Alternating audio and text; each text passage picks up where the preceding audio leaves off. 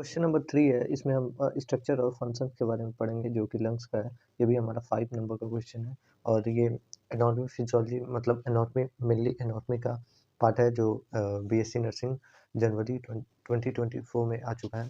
तो लंग्स के बारे में देखते हैं। फर्स्ट इस क्वेश्चन में ये 5 नंबर का क्वेश्चन है, तो इसमें जो फर्स्ट में हमारे पास स्ट्रक्चर पढ़ना है और दूसरे में फंक्शन पढ़ना है। तो फर्स्टली हम स्ट्रक्चर देखेंगे, उसके बाद से फंक्शंस के बारे में पढ़ेंगे। तो इसमें लंग्स है, तो lungs are a pair vital.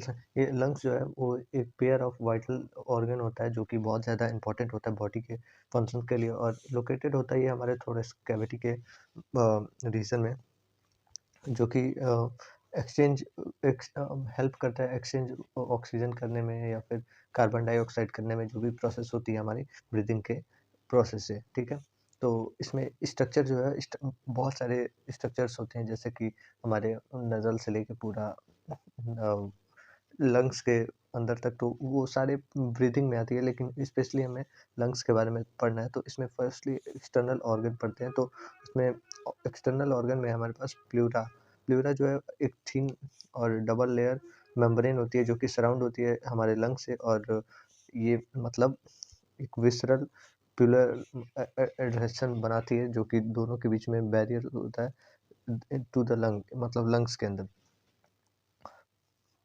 इसमें जो है पैराइटल प्यूलर लिंगनिंग होती है जो कि थोरेसिक कैविटी के अंदर होती है। पैराइटल में हमारे पास जैसे कि इस स्ट्रक्चर में दिख रहा होगा, ये हमारे पास ये दोनों लंग्स हैं, ये राइट लंग, ये लेफ्ट लंग। तो इसमें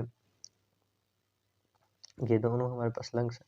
तो इसमें ये जो कैविटी दिख रही है उसको हम लोग प्लूरल कैविटी बोलते हैं, जो कि हम इसमें बहुत सीरस फ्लूइड रहती है, सीरस फ्लूइड, और इसके बाहर वाला जो है उसको हम लोग पेराइटल बोलते हैं, जो कि पेराइटल प्लूरा बोलते हैं, और अंदर वाला जो लेयर है उसको विस्ट्रल प्लूरा बोलते हैं। ये जो दोनों मतलब ये जो कवरिंग है वो हमारा रिब्स होता है, ये ऐसे कनेक्ट होता है एक दूसरे से, बीच में स्टर्नम होती है। ठीक है, ये लंग्स है, ये हमारा बीच में हार्ट है, हार्ट की वजह से ये मतलब लंग्स की वजह से ये स्लाइटली टिल्टेड है, और ये हमारा सपोर्ट के लिए डायफ्राम है जो कि सपोर्ट देता है।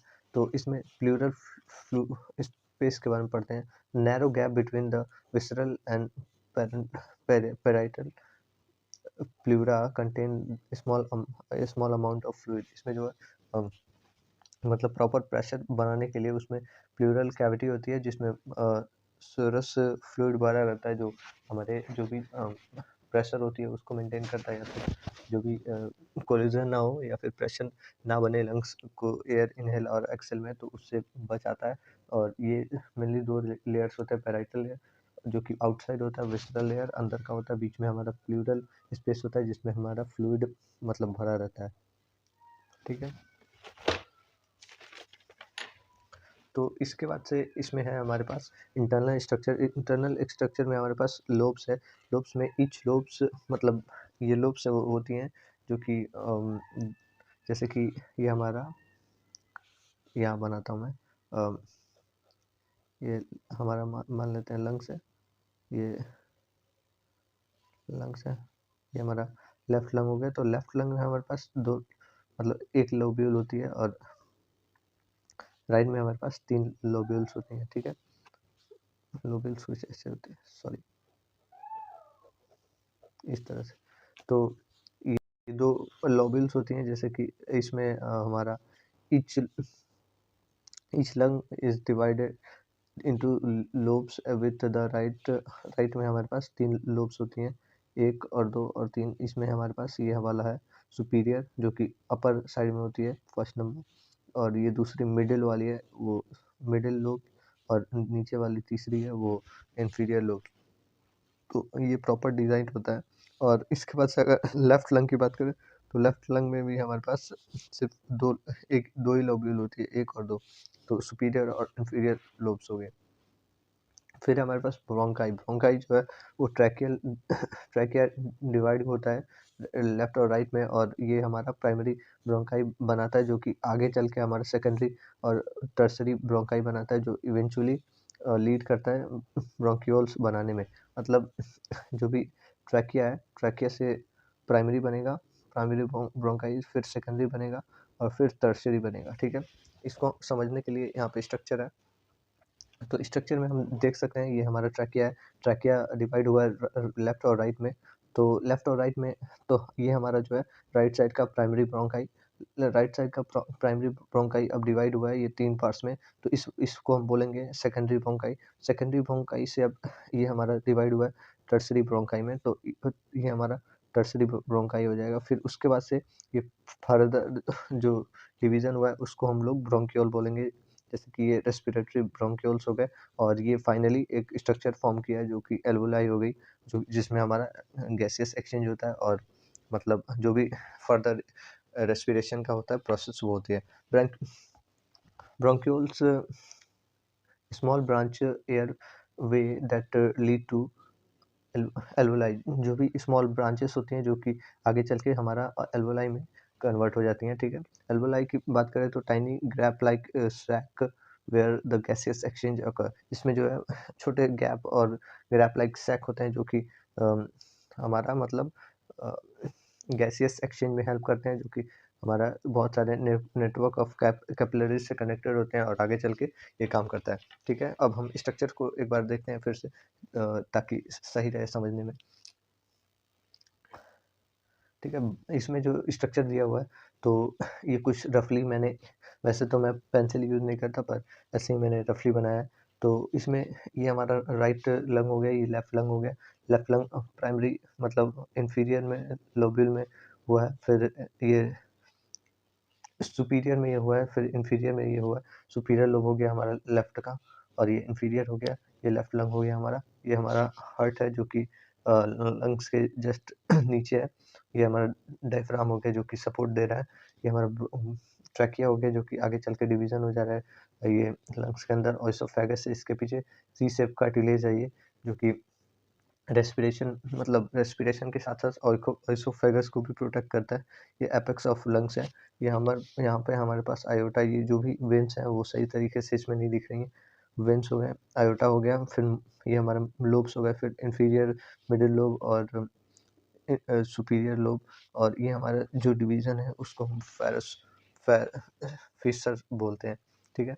तो इसमें मैं दोबारा ये बताना चाहूँगा टी शेप जो कार्टिलेज होता है ट्रैकिया का वो सी शेप का होता है। आगे की तरफ कार्टिलेज होता है, पीछे की तरफ मतलब लूज होता है, ठीक है। लेफ्ट प्राइमरी ब्रोंकाई हो गया। तो ये पहले एंटर होगा हमारा एयर और आगे चल के ये जो भी लोब्स होंगे उसमें डिवाइड हो जाएगा और ये फर्दर आगे चल के एल्वोलाई से हमारा एक्सचेंज ऑफ गैस होगा, जो कि मतलब प्रॉपर प्रोसेस वाइज होती है। इसमें रेस्पिरेटरी ब्रोंकाई में आएगा, फिर एल्वुलर लोब्यूल से फिर एक्सचेंज हो जाएगा। फर्दर अगर हम बात करें स्ट्रक्चर में ही, तो स्ट्रक्चर में हमारे पास है pleural pulmonary arteries. Pulmonary arteries जो है वो अराइज होती है पल्मोनरी ट्रंक से, जो कि ब्रांच होता है स्मॉलर आर्टरीज का, जो कि सपोर्ट सप्लाई करता है O2 और ब्लड लंग्स को, ठीक है। तो ये हमारे पास दूसरा है पल्मोनरी वेन्स, जो कि रिटर्न होता है हमारा ऑक्सीजन रिच ब्लड, और ये जो है लंग से हमारा लेफ्ट आर्टरियम से निकलता है, ठीक है, ठीक है। और सपोर्टिंग जो भी होते हैं सपोर्टिंग स्ट्रक्चर्स होते हैं, डायफ्राम होता है जो कि डोम शेप मसल होता है, जो कि नीचे थोरेसिक मतलब थोरेसिक से सेपरेटिंग होती है, और एब्डोमिनल कैविटी होता है जो कि प्ले करता है क्रूशियल रोल इन सपोर्ट में, ठीक है, नीचे से सपोर्ट में हेल्प करता है। फिर हमारे पास इंटरकोस्टल मसल, और इंटरकोस्टल मसल जो है वो मसल होता है जो कि रिब्स में होता है, एडिंग होता है और ब्रीदिंग में हेल्प करता है, और थोरेसिक कैविटी के शेप और साइज में हेल्प मतलब जब भी हम ब्रीदिंग करते हैं तो उसमें जो प्रोसेस होती है इनहेलेशन की एक्सहेलेशन की, तो उसमें काम करता है, ठीक है।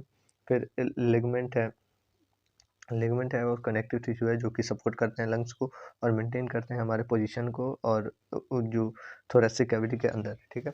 फिर इसके बाद से हमारे पास फंक्शंस हैं।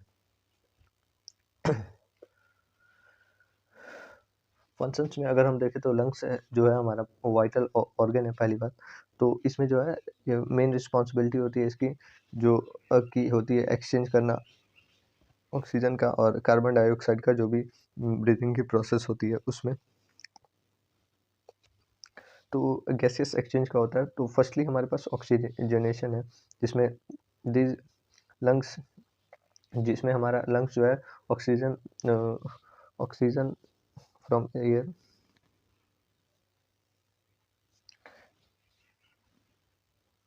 जिसमें हमारा जो लंग्स है वो ऑक्सीजन को इनहेल करता है और जो कि एटमॉस्फेयर से आता है और ट्रांसफ़र करता है हमारे ब्लड स्ट्रीम को और जो भी कार्बन डाइऑक्साइड है उसको एक्सक्रीट आउट करता है मतलब एक्सेल करता है। ठीक है, कार्बन डाइऑक्साइड रिमूवल, ये कार्बन डाइऑक्साइड रिमूवल में भी होता है। Lungs remove CO2 waste product से जो भी सेलुलर मेटाबॉलिज्म के बाद होती है जो कि ब्लड स्ट्रीम से एक्सचेंज हो जाता है और एक्सेल हो जाता है हमारे बॉडी से। ठीक है, फिर थर्डली हमारे पास फिल्ट्रेशन में काम आता है फंक्शन में। Lungs filter out the small particle and bacteria from the air, and we with breathe the help of prevent infection। इसमें इन्फेक्शन से हम बच जाते हैं और हमारा जो है फिल्टरेशन में काम आता है जो कि बॉडी को इन्फेक्शन से प्रिवेंट करता है। रेगुलेट पीएच, जो लंग्स है हमारा रेगुलेट करता है ब्लड जो कि एसिड बेस बैलेंस को कंट्रोल करता है और जो अमाउंट ऑफ CO2 होती है उसको ब्लड स्ट्रीम में कंट्रोल करता है जिससे हमारा पीएच भी कंट्रोल रहता है। फिर हमारे पास है वॉइस प्रोडक्शन। वॉइस प्रोडक्शन में हमारे पास जो है lungs provide the air flow necessary for the producing sound and speech। इसमें जो है लंग्स जो है वो प्रोड्यूस करता है हमारा मतलब एयर फ्लो को भी और साउंड प्रोडक्शन जो भी होती है उसमें स्पीच मतलब बोलने में। फिर है हमारे पास respiratory defence mechanism. Respiratory defence mechanism में है जो लंग्स जो है उसके पास मतलब डिफेंस मैकेनिज्म होती है जो कि जैसे कि जो भी अगर कुछ भी प्रॉब्लम हो रही है तो उसमें कफिंग कर देगा, स्नीजिंग कर देगा जो कि प्रोटेक्ट करता है हमारे जो भी बैक्टीरिया या फॉरेन पार्टिकल्स होते हैं उनको। फिर है हमारे पास लंग्स जो है मेनली मतलब जो मेन इंपॉर्टेंट फंक्शन होती है लंग्स का वो यही होता है कि वो ब्रीदिंग करता है और एक्सेल मतलब रेस्पिरेशन में काम आता है। तो इसमें है एक्सेलेशन और इनहेलेशन और एक्सहेलेशन। तो इनहेलेशन में हमारे पास जो डायफ्राम है वो कॉन्ट्रैक्ट करता है और रिब केज जो है एक्सपेंड करता है और अलाउ करता है हमारे बॉडी के अंदर एयर को आने को और लंग्स के हेल्प से। और एक्सहेलेशन में जो डायफ्राम है वो रिलैक्स करता है और जो रिब केज है वो डिसेंड हो जाता है और अलाउ कर देता है हमारा एयर जो है बाहर जाने के लिए लंग्स से। ठीक है, थैंक यू।